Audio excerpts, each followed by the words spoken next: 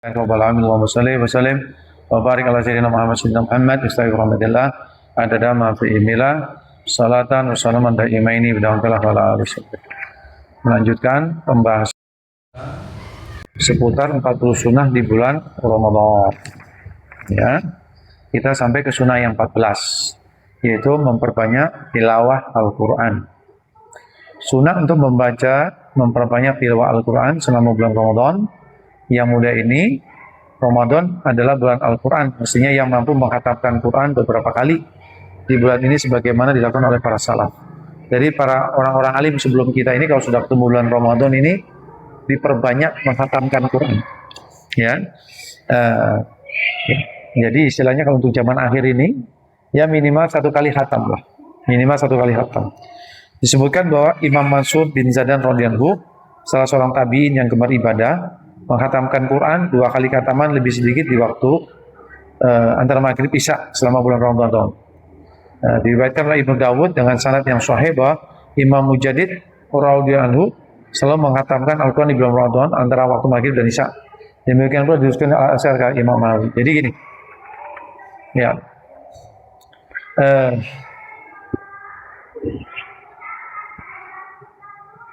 ya.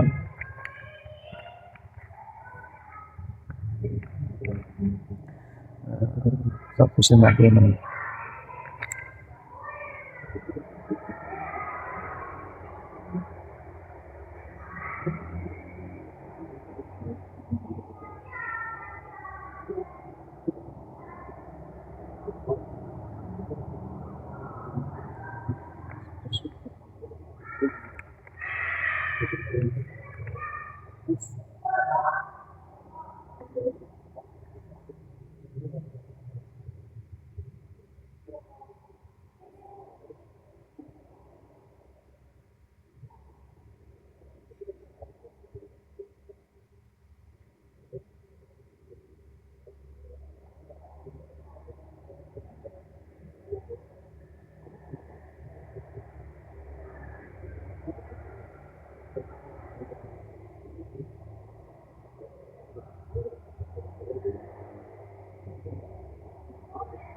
Ya, orang-orang ini disebutkan contoh-contohnya saja.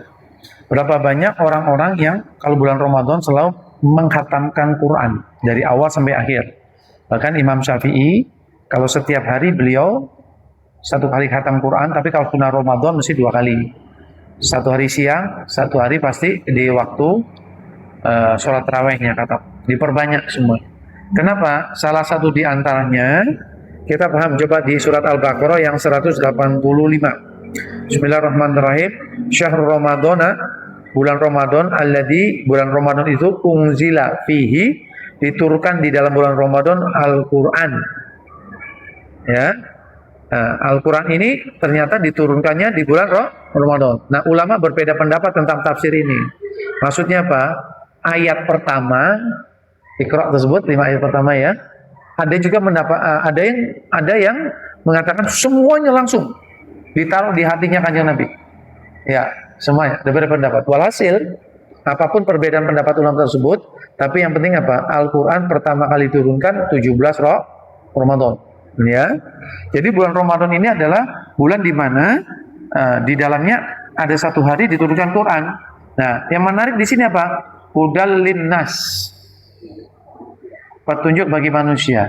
Kemarin ini kok nggak ditulisin hudal lil mukminin. Berarti apa? Ya. Manusia, petunjuk untuk manusia. Berarti apa?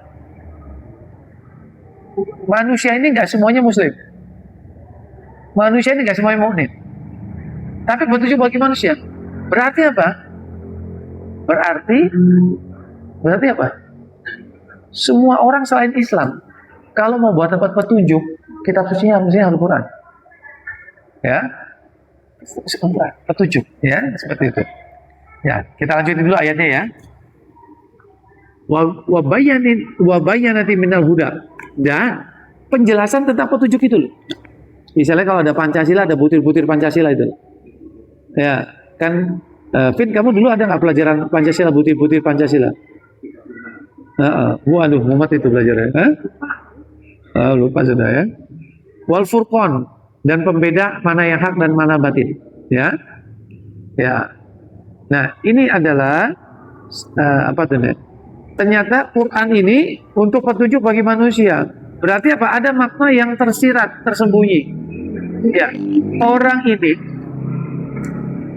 ini kalau mengikuti petunjuk, pasti dia ini hasilnya pasti baik. Seperti contoh, ya, kita beli mesin diesel, itu ada petunjuknya enggak? Ya, ganti olinya misalnya setiap sekian jam, 1 tahun. Ini kita 10 tahun jadi ganti oli. Akhirnya apa? Susah ngudupnya. Begitu sudah diganti jadi alis. Karena kita nggak ngikuti petunjuk. Paham maksudnya ya? Jenengan beli beli mobil. Ya, mobilnya yang bagus tentunya ya, Alphard. Bahan bakarnya apa? Mesinnya pakai harus pertama. Jenengan pakai premium, jelek loh. Karena nggak ngikuti petunjuk. Paham ya maksudnya ya? Berarti seseorang kalau mengikuti petunjuk berarti pasti apa? Bagus sudah. Kenapa? Karena yang buat ini tahu bagaimana mesin ini awet, ya, bagaimana bisa terjaga beroperasional dengan sebaik-baiknya. Kalau apa? Pabrik ini tahu kelemahan dan jadi harus pakai petunjuk, ada SOP-nya lagi, ya. Nah, berarti apa? Di sini disebutkan Al-Quran ini petunjuk buat manusia.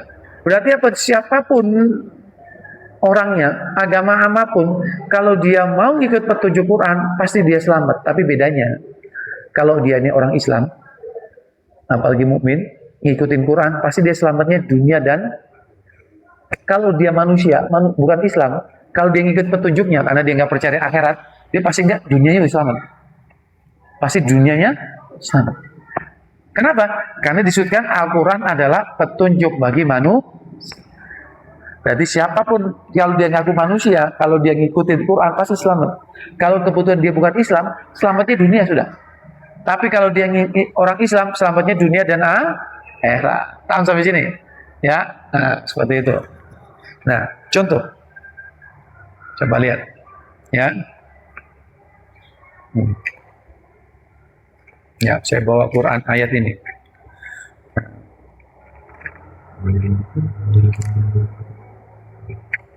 Di sini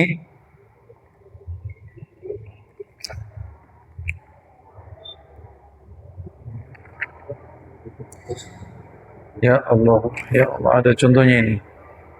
Nah, di sini contohnya pernah saya bawa, tapi saya mau ulang agar supaya kita lebih iman kita lebih kuat. Tadi ingat apa? Hudal linnas, petunjuk bagi manusia. Di sini ada ayat yang kita semua hafal. Bismillahirrahmanirrahim. Wattini wazaitun wa dursina wa hadzal baladil amin. Laqad khalaqna insana fi ahsani taqwim tsumma radadna wa safina ila ladina amanu solihati. Qalum ajrun khairum mamnun fama yukadzibu ba'du bidin alladhi bi ahkamil hakimin. Ya.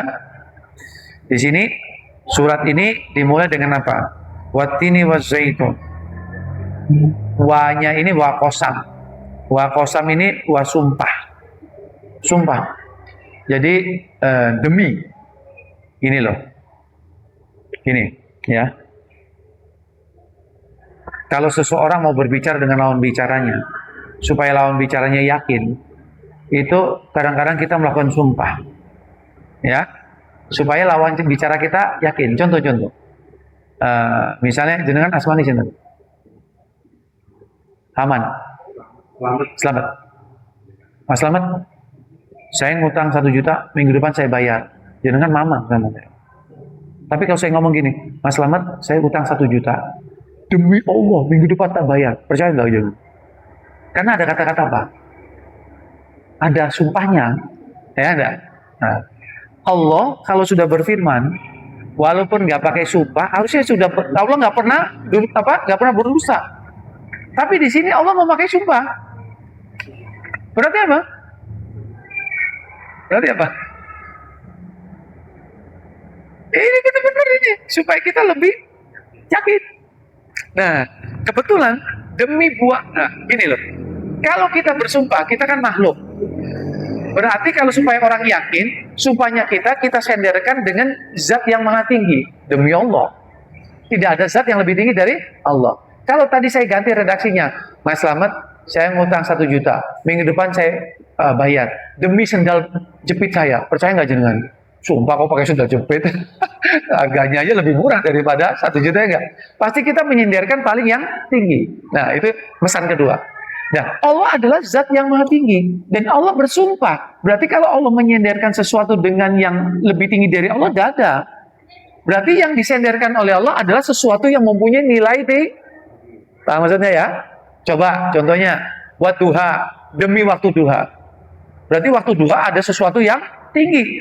Wal fajri, demi waktu fajar. Wailaili, demi waktu malam. Nah, di sini Allah bersumpah menyenderkan dengan buah-buahan. Buah apa? Tin dan zaitun. Berarti buah tin dan buah zaitun di situ ada sesuatu yang, paham maksudnya ya? Karena dipakai sumpah oleh Allah. Ternyata produksi tin dan zaitun itu di negara Syam. Syam ini kalau sekarang ya Jordan, Palestina, negara sekitarnya. Ya, Iran, Irak, di situ buah tin dan zaitun banyak. Buah tin dan zaitun banyak. Nah, ini ada kisah yang pernah masuk di Metro TV. Metro TV, yaitu ada seorang dokter dari Jepang, ada seorang dokter dari Mesir. Beliau ini semuanya mau mengambil S3. Ada S1, S2, S3. Nah, kebetulan temannya dokter yang dari Mesir ini sering baca Quran. Yang sering baca ini ayat atin. Dia kalau sholat di kos-kosannya duhur, maghrib, isya, ataupun sering saliwirid, sering baca Pak, watin baca itu, sering. Temannya dari Jepang kan bukan Islam toh. Tanya, kamu ngomong apa itu? Kok ada nama buah-buahan di kitab suci Al-Qur'anmu? Berarti apa? Berarti itu buah-buahan istimewa. Nah, kamu nanti kalau pulang ke negaramu, tolong aku bawakan buah tin sama zaitun. Ya, sebetulnya. Ya udah, dia pulang, lalu namanya dokter, tentu dia pengen menyelidiki apa kok nama buah tin dan zaitun kok disebut di Quran. Akhirnya si teman yang muslim orang Mesir disebut bawa tin sama zaitun, lalu dikasih ke temannya orang Jepang tersebut belum Islam. Akhirnya diteliti, ternyata dicampur antara tin dan zaitun tersebut, dia selidiki zat apa yang terkandung, ternyata apa? Dia nemu percampuran buah tin dan buah zaitun, ternyata menjadi vitamin yang paling bagus untuk jantung. Dipatenkan, dijual, sugih mendadak. Berkat apa? Quran. Bukan Islam, tapi dapat manfaat, dapat petunjuk dari Quran. Karena disebut demi buatin Allah maha tinggi bersumpah. Tentu Allah menyenderkan sesuatu bukan yang lebih dari Allah, bukan. Tapi Allah menyenderkan sesuatu yang luar biasa. Maksudnya dia betul.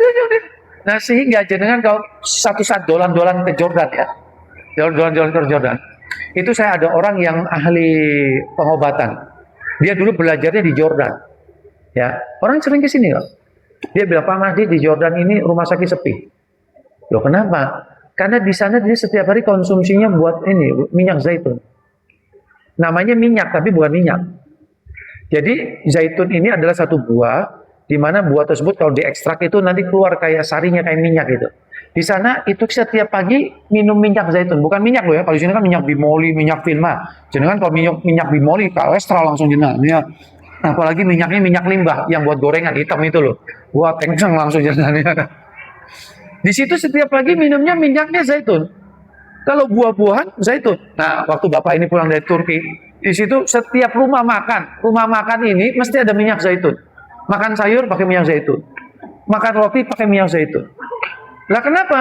Karena minyak zaitun tersebut itu apa? Orang kalau minyak-minyak itu pencernaannya jadi bagus, tidak anti kolesterol, anti asam urat, anti penyakit-penyakitan gitu. Sehingga di Jordan tersebut minyak zaitun ini istilahnya kalau kita loh ya, kalau kita ini apa ya? Kayak saus tomat ABC lah, makan pakai saus itu loh. Itu sehat. Nah, saya tanya, kenapa Pak rumah sakit kosong? Orang sana sehat semua. Kenapa? Karena setiap hari makan zaitun rutin. Jadi jangan kalau pergi ke ke Jordan, sepanjang mata memandang itu, bahkan di rumahnya orang ada pohon zaitun. Zaitun semua. Sehat. Nah, kenapa? Karena nama buah-buahan tersebut, setiap yang disebutkan di Quran kan berarti terbaik. Ya, ayo, Fit, apa buah-buahan yang disebutkan di Quran? Apalagi? Mangga. Apa itu ayatnya? Loh, dengar, kalau hadis ada semangka, Al-Quran nggak ada? Hah? Tamar. Ya. Hah? Apa ayatnya?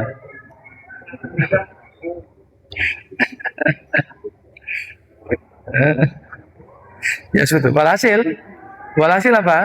Walhasil kita kembali tadi pembahasan itu apa? Yaitu apa? Ternyata di Quran ini merupakan satu petunjuk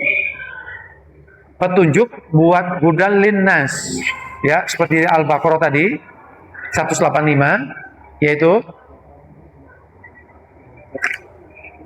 Syahrul Ramadan alladzi unzila fihi al-Qur'an hudal linnas. Ya, bulan Ramadan adalah bulan diturunkan Al-Qur'an yang merupakan petunjuk bagi manusia. Wal bayanati minal huda, dan di situ ada keterangan-keterangan petunjuk. Paham maksudnya?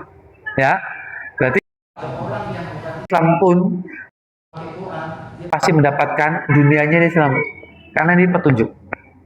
Kalau kita orang Islam, harusnya kita dapatnya double, dunianya selamat, akhiratnya selamat. Paham ya? Dari sini ya. Kenapa? Quran. Nah, sedangkan kita sini kadang-kadang apa?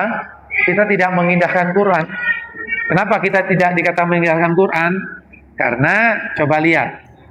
Ya, di sini kan tadi disebutkan ulama-ulama tersebut zaman dulu kalau sudah masuk bulan Ramadan selalu memperbanyak baca Quran. Ada satu ulama ditanya, ya Fulan, kamu ini udah berapa kali khatam Quran? Maka dia menjawab, khataman Quran saya ini ada 3 bentuk. Khataman Quran pertama saya, khataman baca, mulai dari Fatihah sampai Nas, sudah nggak bisa kehitung berapa banyak, karena sering. Khataman Quran saya yang kedua adalah saya membaca, saya mengerti makna-maknanya. Seumur hidup saya baru 3 kali ngerti makna-maknanya. Ya, sampai asbabul nuzulnya, sampai maksudnya, wis paham semuanya, ngerti sudah. Sejarah diturunkannya, ya. Lalu khataman Quran saya yang ketiga adalah saya membaca, ngerti, dan saya amalkan dalam kehidupan sehari-hari. Itu saya seumur hidup saya baru sampai Al-Baqarah ayat 20. Lalu pertanyaannya, bagaimana dengan kita? Kita ini, metode khataman Quran kita ini bagaimana? Mode yang pertama, berapa kali? Mode yang kedua, berapa kali? Mode ketiga, berapa kali kira-kira? Mari kita merenung, kita bisa jawab.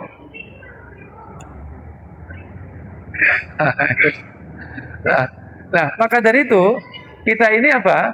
Karena kita ini tidak bisa, model kedua dan ketiga, akhirnya kita tidak mendapat petunjuk. Kenapa? Walaupun kita baca yang pertama sudah bagus. Kenapa? Karena kita sendiri tidak pernah menghadiri majelis tafsir Quran, sehingga kita tidak ngerti. Nah, sedangkan kalau kita masuk di pondok-pondok, pelajaran tafsir Quran salah satu menu wajib, supaya kita paham maknanya. Kita dapat manfaat. Bagaimana kalau kita tidak mendapat? Bagaimana kita bisa dapat manfaat kalau kita tidak paham? Tidak mungkin. Harus kita paham dulu. Caranya paham bagaimana? Yaitu apa? Belajar tafsir. Nah, belajar tafsir itu satu persatu. Kita baca ayat ini, asbabul nuzulnya apa? Sejarahnya bagaimana? Apa kehidupan sehari-hari kita dan sebagainya. Nah, ini dulu. Coba contoh ya. Contoh. Tadi atin sajalah, atin. Ya. Supaya kita bisa mengetahui bagaimana kebesaran Allah yang dituangkan dalam kitab suci Al-Quran, ya. Tadi sudah lewat ya, watini wa zaitun wa hadzal baladil amin. Coba yang berikutnya, laqad khalaqnal insana fi ahsani taqwim. Ini di sini Allah berfirman apa? Sungguh aku sudah menciptakan manusia. Kita kan ini kan ciptaan Allah toh, fi ahsani taqwim, dalam sebaik-baiknya bentuk. Berarti apa? Ciptaan yang paling sempurnanya Allah, manusia. Yang paling sempurna. Dalam sebaik-baiknya bentuk. Berarti apa? Di tubuh kita ini ada mukjizatnya Allah. Allah berfirman apa? Sungguh aku sudah menciptakan manusia dengan sebaik-baik bentuk. Berarti ciptaan Allah yang paling sempurna siapa, Vin? Manusia. Percaya enggak, Pak? Percaya enggak? Wes, kalau kita nggak paham, percaya dulu. Itu menundukkan iman. Ya, kenapa? Di sini disebutkan ya di Al-Qur'an ya. Al-Qur'an ya. Ya, Alif Lam Mim ya. Alif Lam Mim semua orang nggak ada yang tahu. Yang hanya tahu hanya Allah. Ya, Dzalikal kitabul la raiba fi. Yaitu apa? Ini adalah kitab la raiba fi. Tidak ada keraguan yang harus kita ragukan. Kalau bahasa Jawanya, ora ono Quran ini keraguan ingkang maujud. Maksudnya apa? Quran ini nggak boleh kita ada ragu-ragu sedikit pun. Hudal lil muttaqin, petunjuk bagi orang yang bertakwa. Alladzina, siapa orang yang bertakwa? Yu'minuna, orang yang beriman bil ghaibi. Yaitu apa? Kita ini orang yang bertakwa apa? Kita ini percaya dengan kejadian-kejadian yang gaib. Gaib itu apa? Nggak bisa dinalar pakai otak. Jadi banyak di luar sana kejadian-kejadian yang nggak bisa dinalar oleh otak, tapi itu merupakan kekuasaan Allah yang wajib kita iman. Ya, salah satu contohnya Atin. Kita balik. Yaitu sungguh aku sudah menciptakan manusia dalam sebaik-baiknya bentuk. Berarti apa? Allah menciptakan makhluk yang terbaik namanya manusia. Sekarang ini kejadian lagi, berulang setiap tahun berulang. Coba lihat. Sekarang ini jenengan cari di WA, cari jenengan air terjun Niagara Falls. Yaitu air terjun yang paling besar sedunia di Kanada. Jenengan cari di Google. Apa sekarang kejadiannya? Air terjun tersebut adalah air terjun yang paling besar di dunia. Yang panjangnya berkilo-kilo dan airnya ini derasnya minta ampun. Detik ini beku. Beku kan jadi air terjunnya beku. Nggak jalan beku. Turis banyak banget yang lihat. Di foto semua. Jangan lihat ini pasti ada. Jangan lihat bagaimana keadaan yang bekunya. Nanti ada fotonya. Air terjun beku. Jangan pernah lihat air terjun di mana? Pernah lihat air terjun nggak? Hah? Di mana? Curug. Curug itu di mana itu? Sukoharjo ya? Di Sukoharjo toh? Hah? Jenengan pernah lihat nggak? Bisa bayangin nggak? Kalau air terjun Curug tiba-tiba beku jadi es semuanya, bisa bayangin nggak? Curug itu kalau dibandingkan Niagara Falls yang di Kanada, Niagara Falls itu jangan cari, panjangnya berkilo-kilo semua beku semua. Di situ turis gumun semua, moto semua. Tapi mestinya turis ini kalau baca surat ini, mesti jangan bingung. Allah bisa membekukan itu. Mesti dia bingung pada diri sendiri. Kenapa? Di tubuh dia ada air mata. Air mata tersebut apa? Berapa tetes tuh? Sedikit. Tapi ini ciptaan Allah, air mata tidak beku. Kalau seandainya ini bukan ciptaan Allah, beku, mati nggak orang tersebut kira-kira? Mati. Air terjun yang miliaran liter tidak beku. Tapi air matanya dia tidak beku. Kenapa? Karena ciptaan Allah. Kalau air mata bukan ciptaan Allah beku, ya mati, buta semua orang di sana. Begitu mau musim dingin dia langsung pergi semua, lari semua. Nah ini. Berarti apa? Ada sesuatu di air mata tersebut sehingga membentuk zat yang anti beku. Sehingga diteliti. Apa zat tersebut? Sehingga dibuatlah satu cairan sehingga kalau pesawat di luar negeri musim dingin, maka disemprotkan zat supaya sayapnya ini tidak beku. Apa? Air mata. Ayo. Pernah nggak dengar air mata beku? Karena ini ciptaan Allah. Berapapun suhunya tetap tidak. Yang bahkan di negara yang paling dingin di dunia, nah kalau jangan lihat YouTube itu suhunya minus 70 derajat. Minus 70. Tapi air mata nggak beku. Kenapa? Karena Allah sudah menyatakan ini adalah ciptaanku yang terbaik. Nah, paham ya? Nah, itu berarti apa? Quran ini luar biasa. Terdapat petunjuk yang sangat luar biasa. Dan kalau kita gali terus, nggak mungkin habis. Sampai pena kering, nggak mungkin habis. Ilmu Allah tetap ada. Ini, ya, bahkan disebutkan, ya, ya Allah, ya Allah, ya Allah, ya Allah, ya Allah, ya Allah, ya, ya, ya.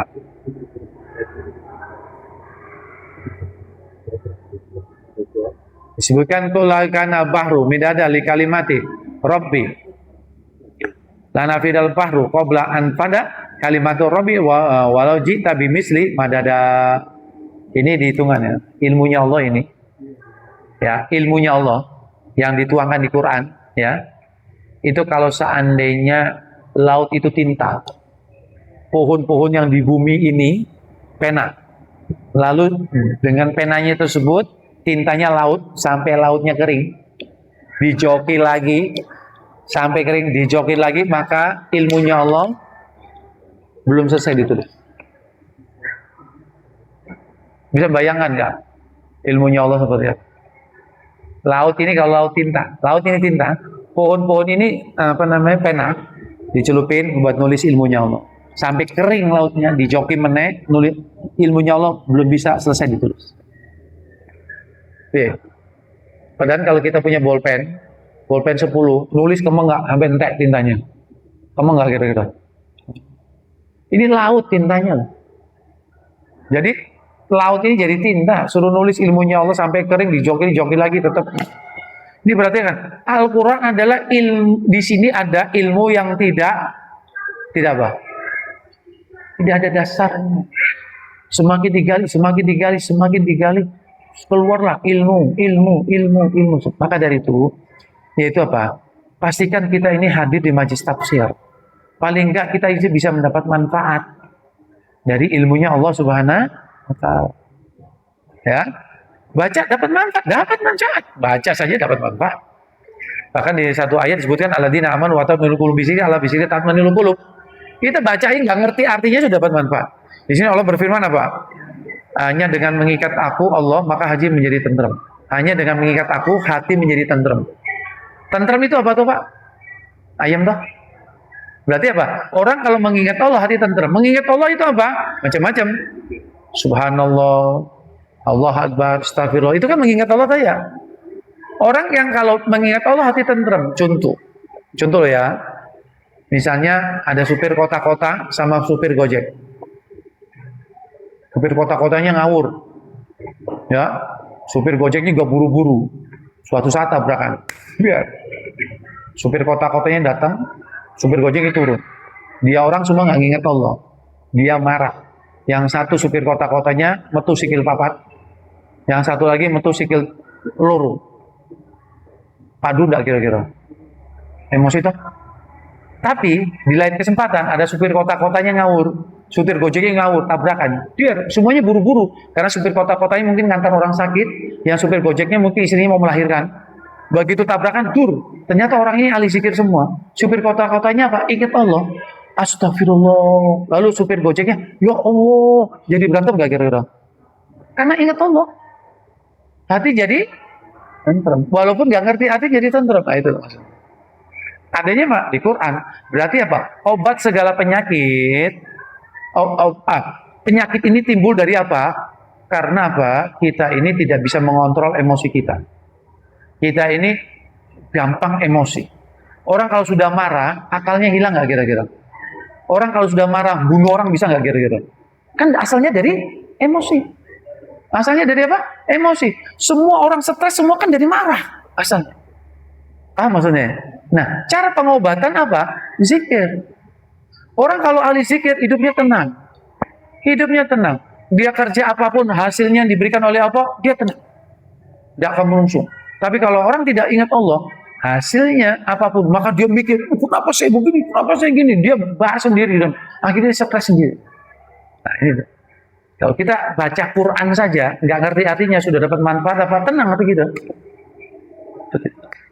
Ya, jadi orang kalau makin baca Quran apa hatinya semakin tenang, ayem. Orang kalau tenang itu bahasa Jawanya apa ya? Ayem, tenang sudah, tenang saja. Mau dunia perang dunia ketiga dia ayem sudah. Karena hati tenang. Orang kalau hati tenang apa? Pikirannya kan jernih ya, itu dia. Istrinya ahli baca Quran tenang, bojonya ahli baca Quran tenang, enak sudah. Maka rumahnya sakinah mawaddah warahmah karena dua-duanya ahli baca Quran. Ya, ini memang tidak cukup untuk membahas tentang keutamaan Quran. Banyak sekali ya. Mungkin besok kita akan tambahin tentang Quran itu sendiri. Ya, seperti itu. Jadi intinya Quran ini adalah sesuatu yang luar biasa. Ya, mukjizat yang terbaik yang diberikan Nabi yang terbaik.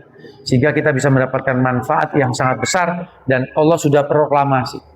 Bulan Ramadan adalah bulan yang diturunkannya Quran, di mana di situ terdapat petunjuk. Nah sekarang panjenengan jadi Islam maksudnya apa? Jadi pengantar jasa, makanan dan sebagainya. Kalau seandainya tidak ada petunjuk, tidak ada Mbah Google, jenengan suruh nanya, repot nggak kira-kira? Pak, gang ini mana Pak? Gang ini mana Pak? Sekarang kan sudah ada petunjuknya ya. 100 meter belok kanan, 100 meter. Wes tahu semua sudah, karena ada petunjuk. Nah, Quran ini fungsinya apa? Petunjuk untuk selamat dunia dan Allahu a'lam. Subhanallah wa bihamdika asyhadu an la ilaha illa anta astaghfiruka wa atubu ilaik. Assalamualaikum warahmatullahi wabarakatuh.